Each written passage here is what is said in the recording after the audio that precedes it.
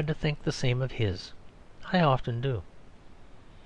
In short, unless pilots are permitted to ram ships on to the rocks and then say that heaven is the only true harbour, unless judges are to be allowed to let murderers loose and explain afterwards that the murderer had done good on the whole, unless soldiers are to be allowed to loose battles and then point out that true glory is to be found in the valley of humiliation, unless cashiers are to rob a bank in order to give it an advertisement, or dentists to torture people to give them a contrast to their comforts, unless we are prepared to let loose all these private fancies against the public and accepted meaning of life, or safety, or prosperity, or pleasure, then it is as plain as Punch's nose that no scientific man must be allowed to meddle with the public definition of madness.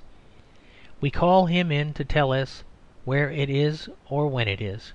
We could not do so if we had not ourselves settled what it is.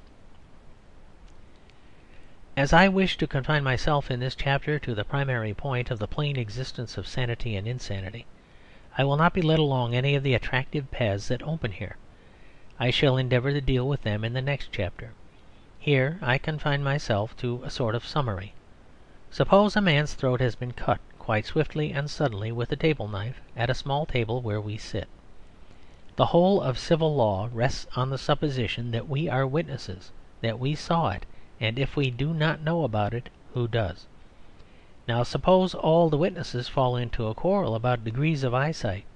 Suppose one says he had brought his reading glasses instead of his usual glasses, and therefore did not see the man fall across the table and cover it with blood.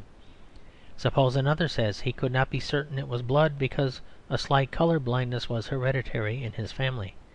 Suppose a third says he cannot swear to the uplifted knife because his oculist tells him he is astigmatic and vertical lines do not affect him as do horizontal lines. Suppose another says that dots often have danced before his eyes in very fantastic combinations, many of which were very like one gentleman cutting another gentleman's throat at dinner. All these things refer to real experiences. There is such a thing as myopia. There is such a thing as colour blindness. There is such a thing as astigmatism. There is such a thing as a shifting shapes swimming before the eyes. But what should we think of a whole dinner party that could give nothing except these highly scientific explanations when found in company with a corpse? I imagine there are only two things we could think, either that they were all drunk or they were all murderers. And yet there is an exception. If there were one man at table who was admittedly blind, should we not give him the benefit of the doubt? Should we not honestly feel that he was the exception that proved the rule? The very fact that he could not have seen would have reminded us that the other men must have seen. The very fact that he had no eyes must remind us of eyes. A man can be blind. A man can be dead. A man can be mad. But the comparison is necessarily weak after all. For it is the essence of madness to be unlike anything else in the world, which is perhaps why so many men wiser than we have traced it to another. Lastly, the literal maniac is different from all other persons in dispute in this vital respect, that he is the only person whom we can with a final lucidity declare that we do not want. He is almost always miserable himself, and he always makes others miserable. But this is not so with the mere invalid.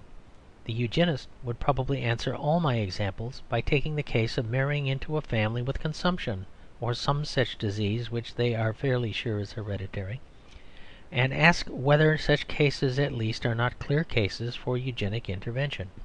Permit me to point out to them that they once more make a confusion of thought. The sickness or soundness of a consumptive may be a clear and calculable matter. The happiness or unhappiness of a consumptive is quite another matter, and is not calculable at all. What is the good of telling people that if they marry for love they may be punished by being the parents of Keats or the parents of Stevenson? Keats died young, but he had more pleasure in a minute than a Eugenist gets in a month. Stevenson had lung trouble, and it may, for all I know, have been perceptible to the eugenic eye even a generation before. But who would perform that illegal operation, the stopping of Stevenson, intercepting a letter bursting with good news, confiscating a hamper full of presents and prizes, pouring torrents of intoxicating wine into the sea. All this is a faint approximation for the Eugenic inaction of the ancestors of Stephen. This, however, is not the essential point with Stevenson. It is not merely a case of the pleasure we get, but of the pleasure he got. If he had died without writing a line, he would have had more red-hot joy than is given to most men. Shall I say of him, to whom I owe so much, "Let the day perish wherein he was born"? Shall I pray that the stars of the twilight therefore be dark, and it not be numbered among the days of the year, because it shut up not the doors of this mother's womb? I respectfully decline. Like Job, I will put my hand upon my mouth. End of chapter 4.